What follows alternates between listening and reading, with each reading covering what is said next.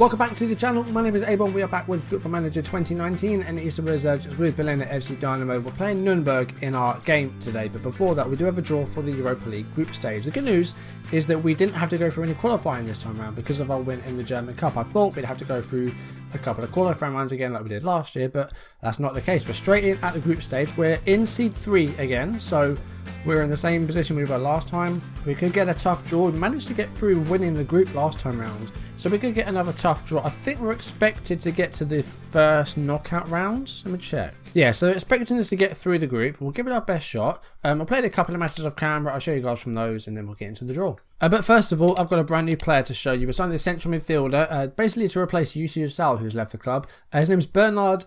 I think it's Pukai, I'm not quite sure though, but he's Swiss. He's come from FC Basel for £9 million. He's a sort of playmaker slash Mazzara.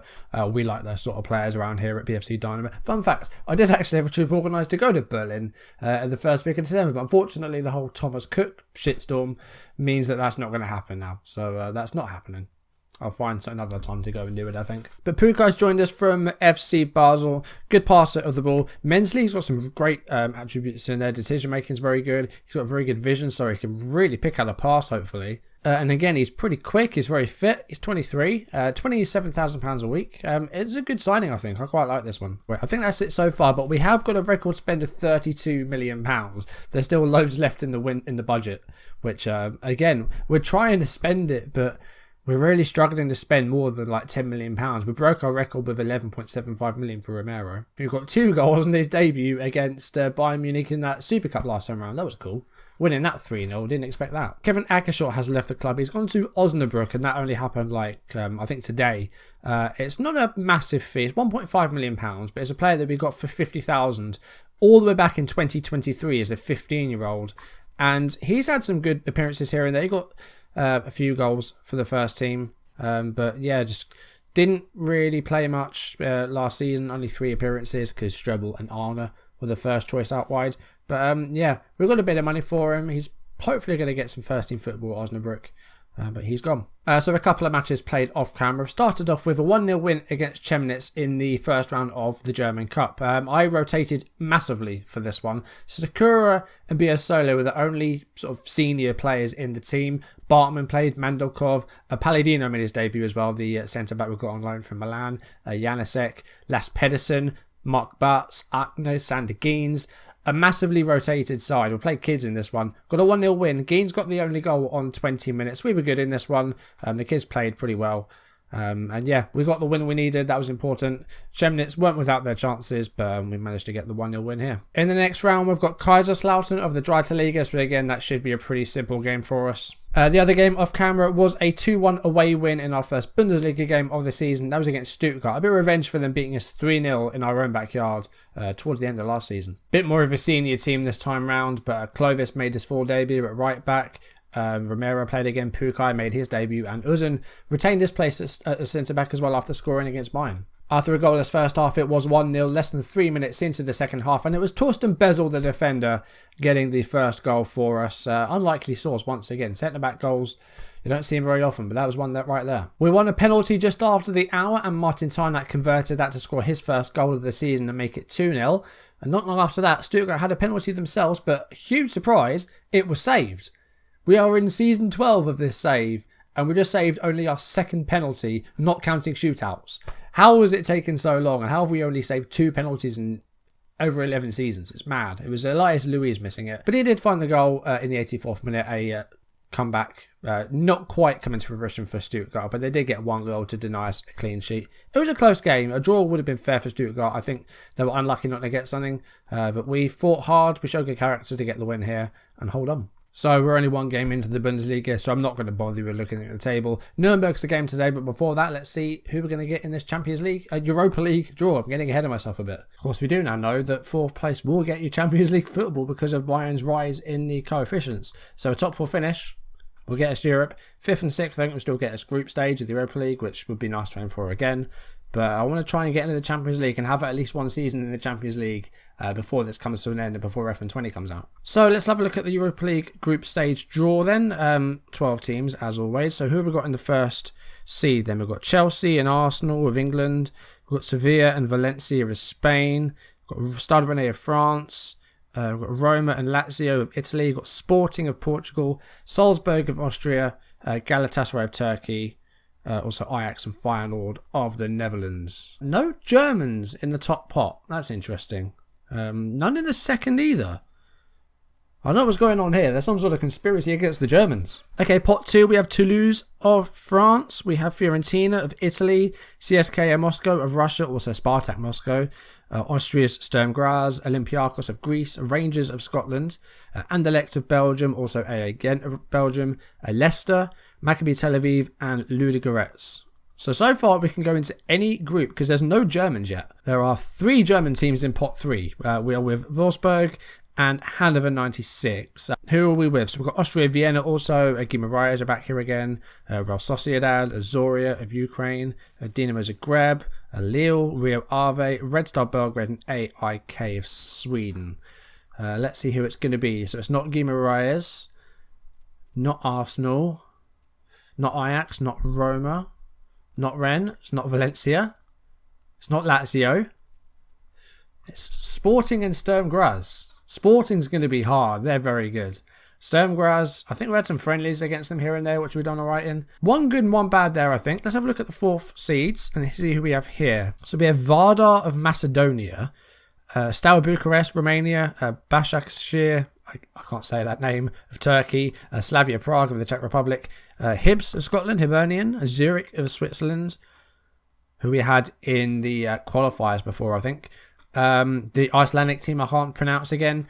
Rosenborg, Limassol, Lask of Austria, Cliftonville of Northern Ireland, and Cluj of Romania. So who is it going to be then? It's not Vardar. We've avoided the Icelandic team again. That's good news. It's not Lask. It's not Bucharest. No Hibs. No Rosenborg. So we're down to 5. So it's Istanbul Başakşehir. I'm not going to try and say the name properly. Limassol of Cyprus, Cliftonville of Northern Ireland, Zurich of Switzerland, and Cluj of Romania. Alright, who's it going to be? It's Cliftonville. It's not a bad group. I think we can definitely get second in that. Sturm Graz, like I said, I think we've had some friendlies against those before, which we've won.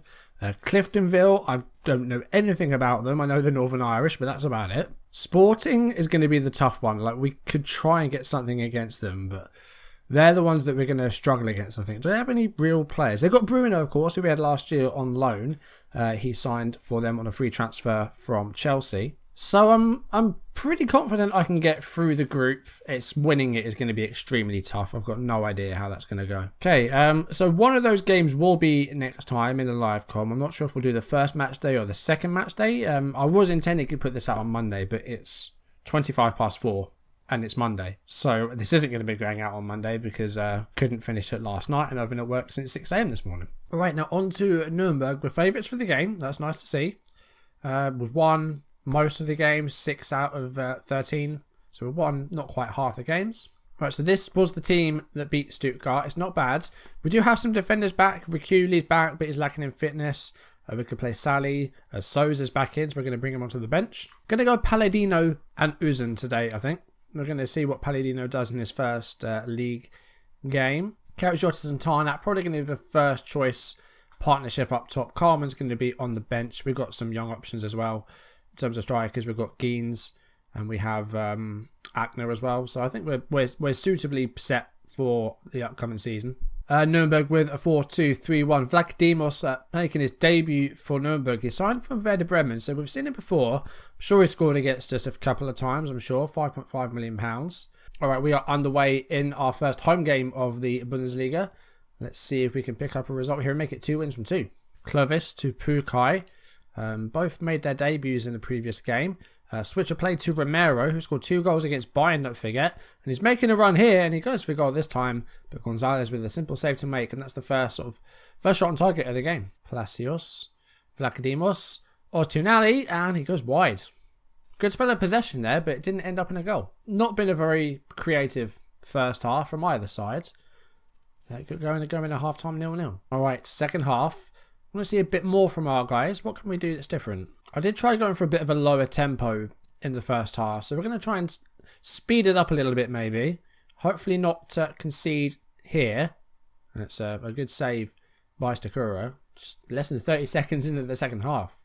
Big chance for Nuremberg there. who are dominating possession at the moment, but no goals as of yet. We're at 50 minutes, and here's Dominic Vermola, Biasoli, Romero, making a run inside, but he's lost the ball, but keeps it, recovers well, still going, and it's Tarnat, and Tarnat scores back-to-back games. He scored against Stuttgart, he scored here again. It's 1-0. Romero just resilient in possession. He lost it, he won it back, kept going and set up Martin Tarnat for his second of the season. Romero doing really, really well. And yeah, didn't set up Tarnat, it came to Tarnat fortunately. And he could do no wrong. Throw in here just before the hour. Karasiotis with a cross. It's headed away and Palacios heads it further on. Biasoli. Pukai. Out wide to Clovis. I've forgotten his name. Clovis. Cross. Karasiotis goes for it. It's fallen to Romero. Oh, that was a rapid rocket goal. Wasn't a goal though. And we're going to VAR. A penalty's been given. I don't know if it was a handball or what it was, but a penalty's been given. We're an hour into the game. Tarnat going to take this penalty to maybe make it 2-0. It has just sneaked in.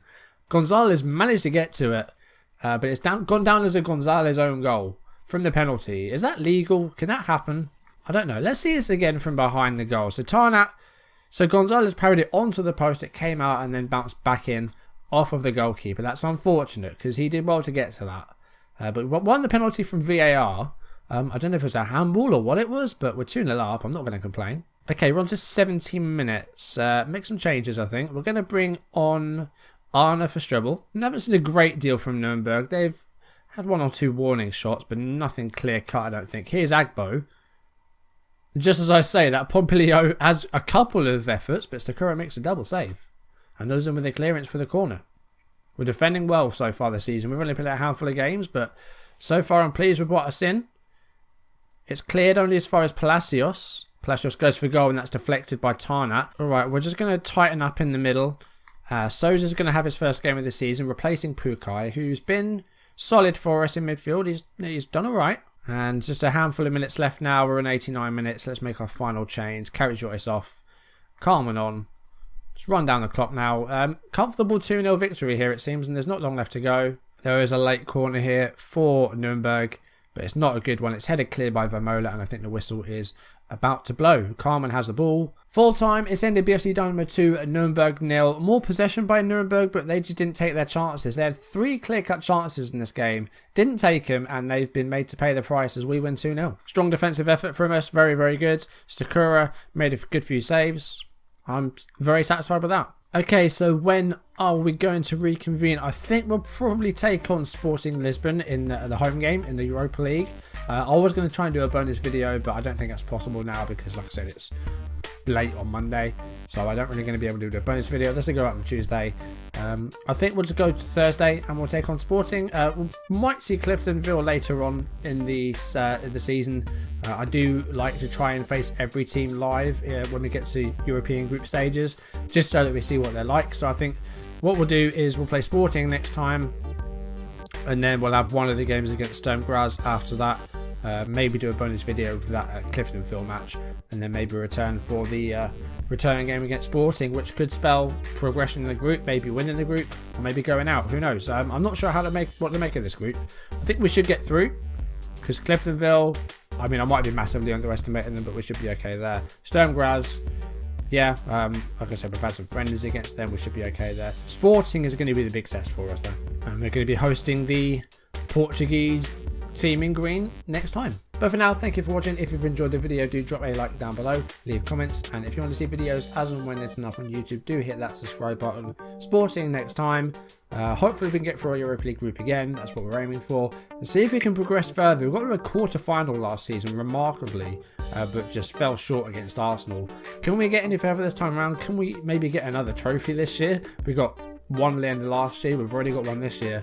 Could another trophy be on the cards? I have no idea. But Sporting next time, it's going to be a tough one. That's going to do it for today, guys. Thank you for watching, and I will see you soon. Goodbye.